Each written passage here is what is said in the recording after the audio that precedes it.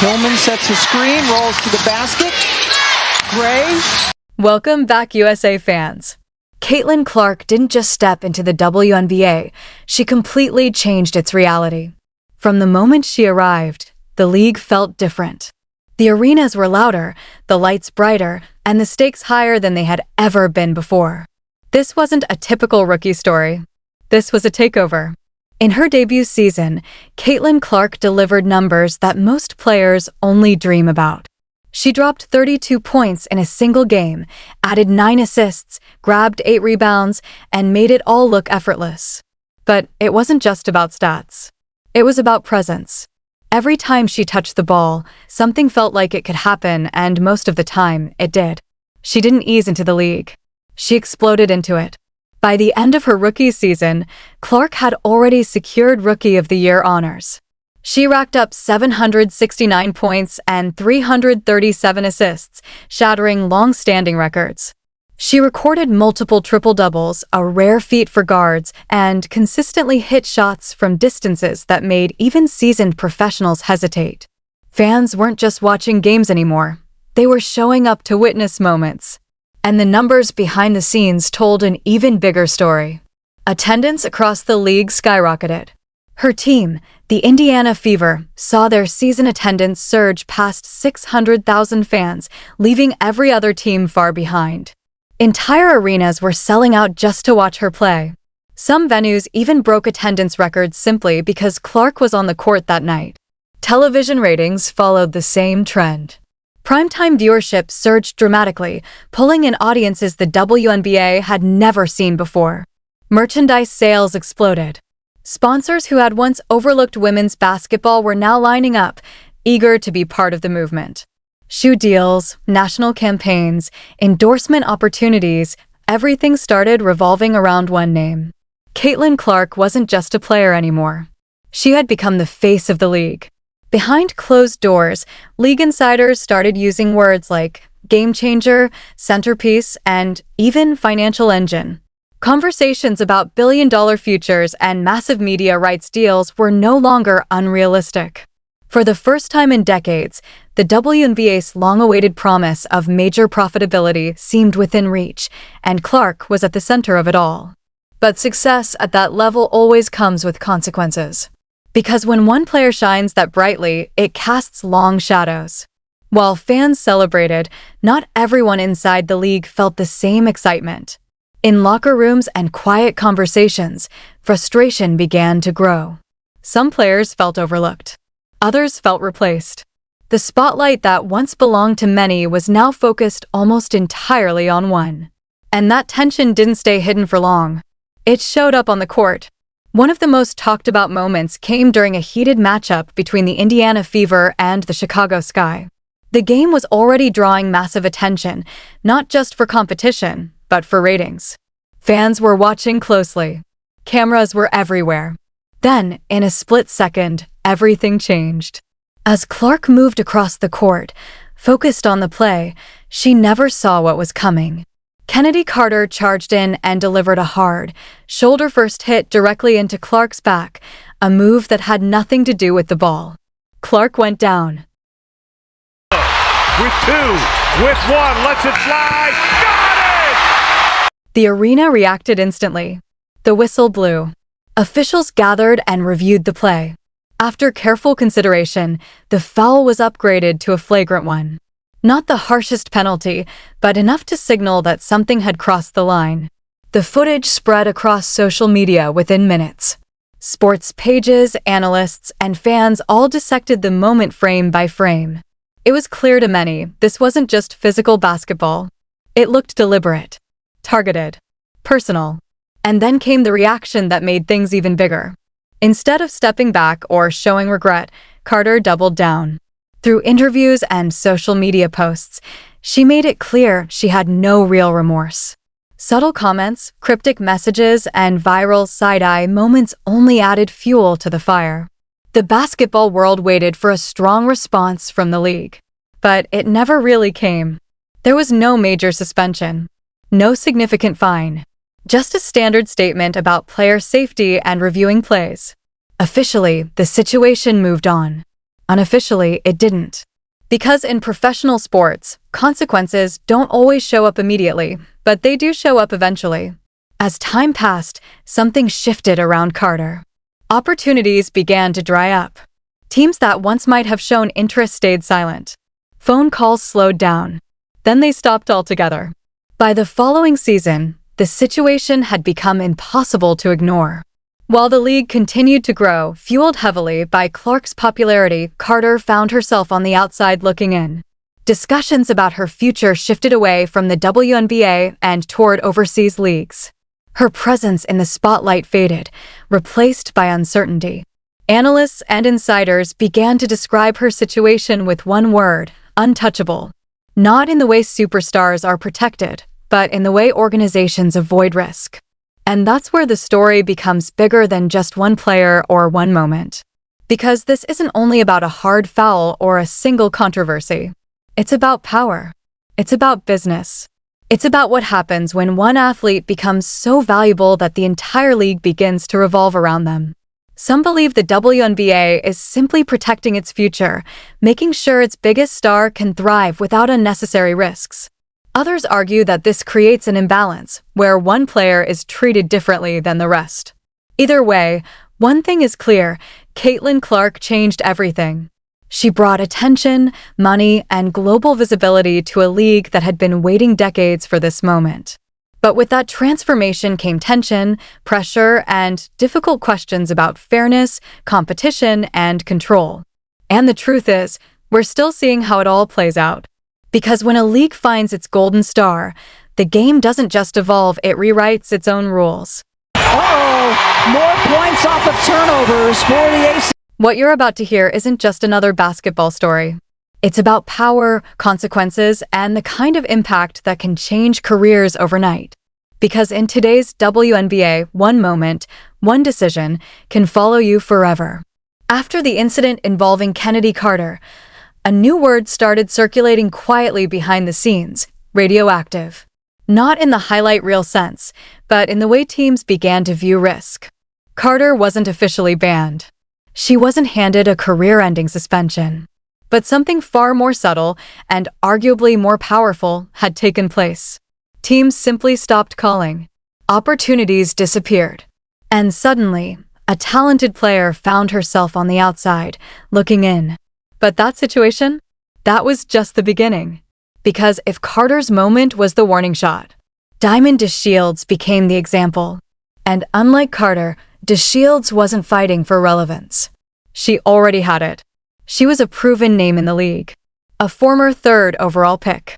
A champion with the Chicago Sky.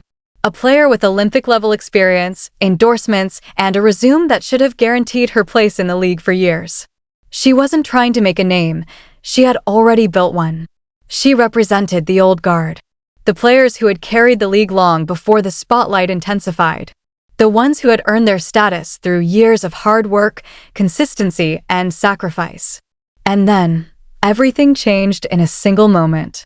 It happened during a late-game situation in the 2024 season. The outcome of the game was already decided. The stakes, at least on paper, were low. But what unfolded next would carry consequences far beyond that night.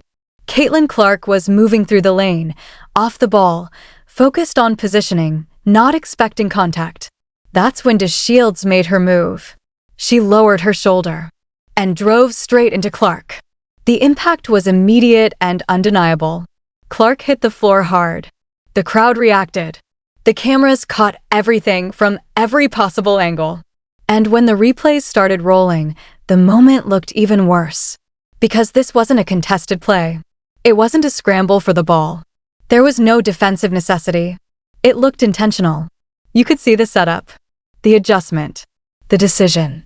And then, in a moment that only made things more controversial, DeShields extended a hand to help Clark up, a gesture that, to many viewers, felt more performative than genuine.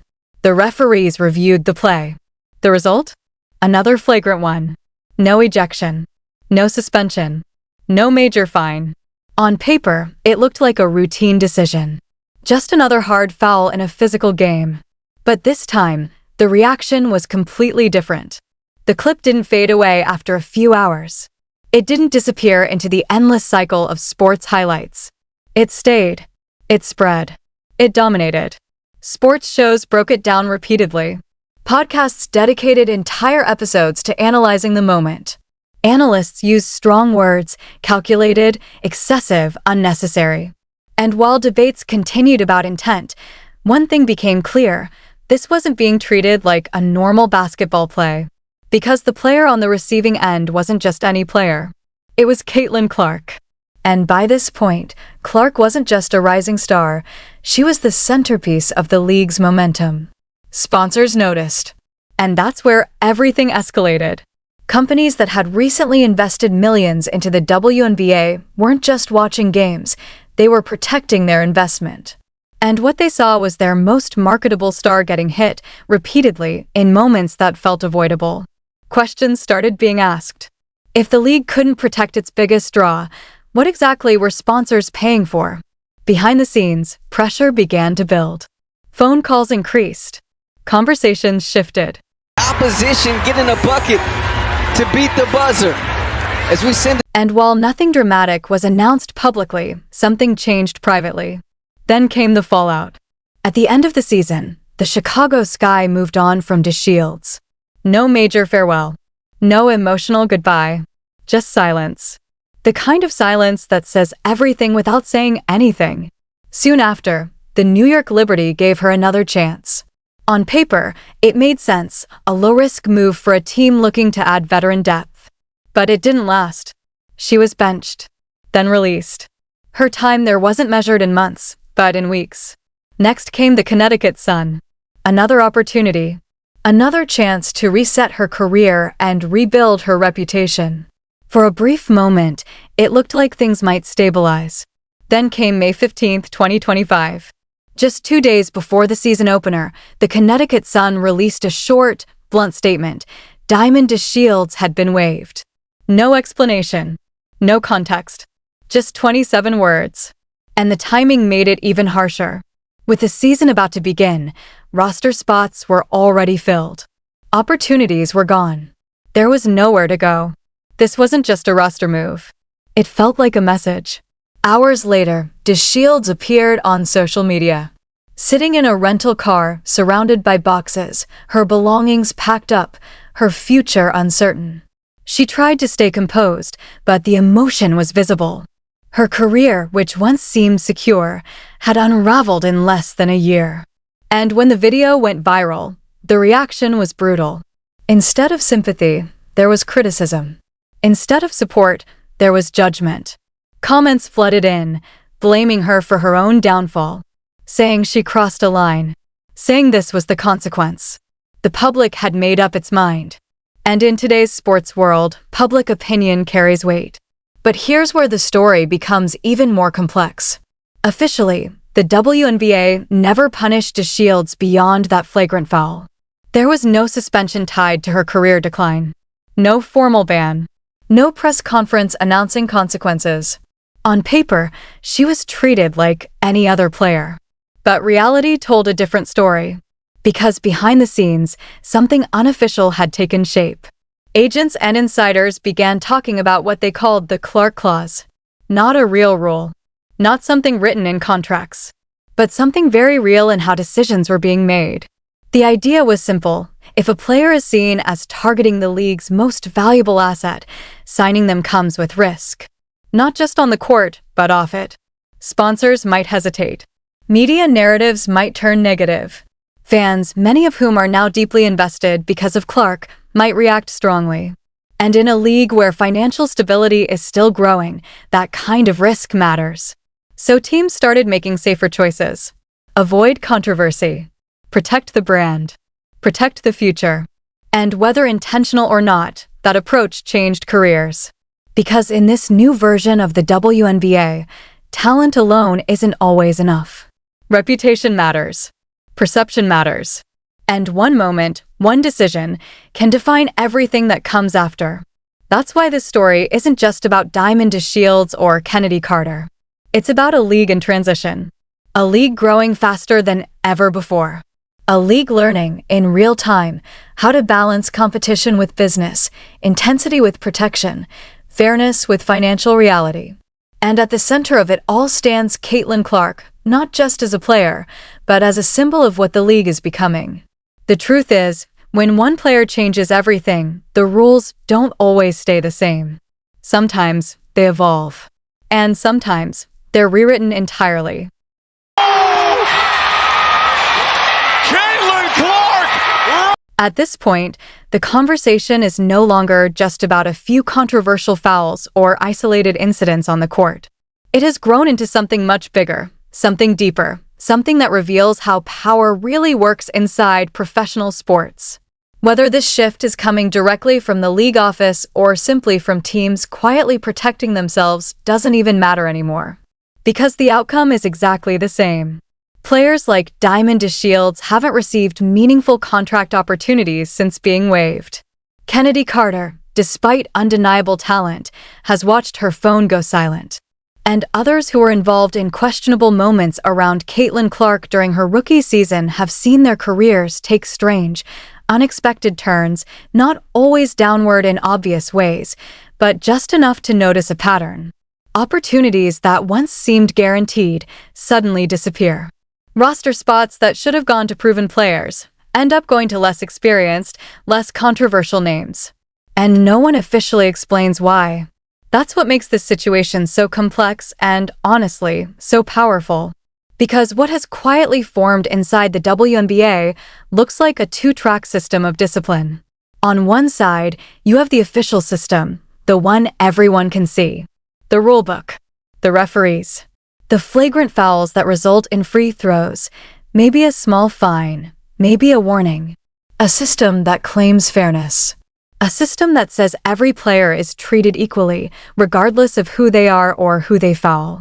But then, there's the other side. The unofficial system. The one that doesn't exist on paper, but exists everywhere else. A system where consequences don't come from referees, but from reality. Where careers aren't ended by suspensions, but by silence. Where the market itself becomes the enforcer. And in that system, certain actions carry weight far beyond what the rulebook suggests. Some people look at this and say, this is justice.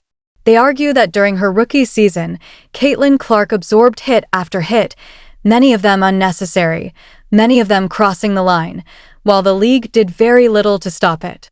They believe those players knew exactly what they were doing, that they were testing boundaries, sending messages, trying to rattle the league's fastest rising star.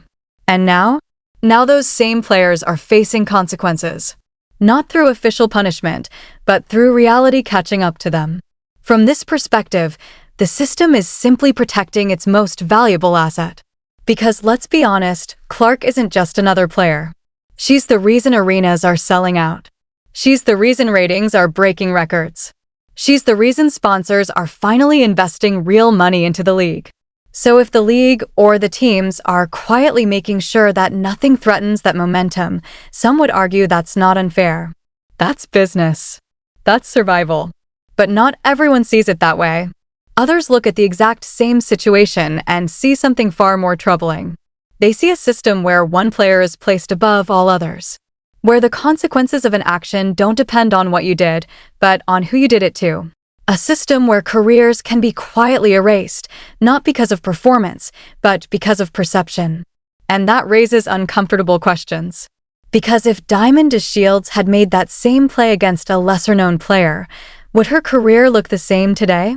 Deep down, most people already know the answer. And that answer says a lot about how things really work behind the scenes. The truth is, every player in the league understands the situation now, especially those fighting for roster spots. They know there is one player, one name, you simply cannot afford to cross a certain line with. Because the consequences aren't just a foul. They aren't just a fine. They aren't even just a suspension. The real consequence is disappearing. And that reality has changed how the game is played. But this story doesn't stop at basketball. Because underneath all of this, there are deeper tensions that have been building for years, tensions that Clark's rise has only brought to the surface. One of those tensions is race. Clark, a white guard from Iowa, stepped into a league that is predominantly black and immediately became its most visible, most marketable star. The endorsements came quickly. The media attention exploded. The spotlight followed her everywhere. And for many veteran players who had spent years building the league with far less recognition, that shift didn't go unnoticed. It's not necessarily about Clark herself. It's about what her success represents. It highlights a long-standing reality in American sports and media that marketability doesn't always align perfectly with talent or contribution. That certain players receive opportunities faster, bigger, and more consistently than others. And that reality can create frustration. Jones with three, launches the shot, got it! At the same time, there's another layer to this tension, the clash between generations. The old guard versus the new era. Veterans who spent years grinding, underpaid, and underrecognized, now watching a rookie step in and rewrite records almost instantly. Players who helped build the league's foundation now seeing the financial rewards arrive just as they near the end of their primes. That's not an easy situation to process. And when you combine that with a sudden shift in attention, money, and power, it creates pressure. Pressure that sometimes shows up on the court. Pressure that sometimes crosses the line. Then there's the question of leadership. Why did the league, led by figures like Kathy Engelbert, remain relatively quiet during many of these incidents? Why did official punishments stay minimal, while unofficial consequences became so severe?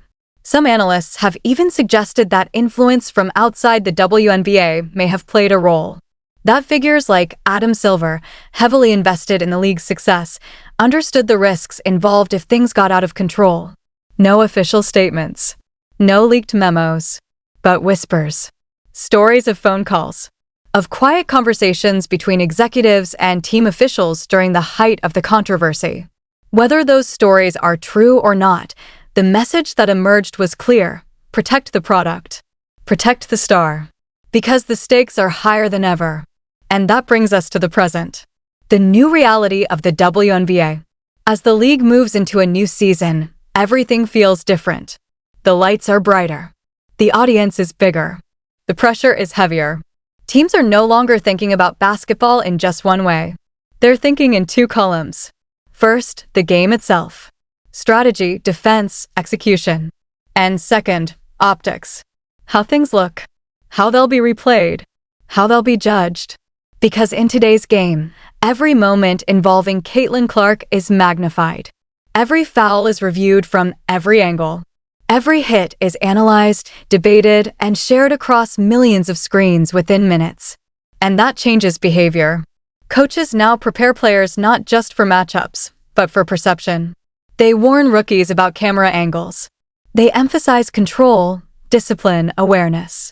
Because one mistake can define a career. Some players worry this has gone too far.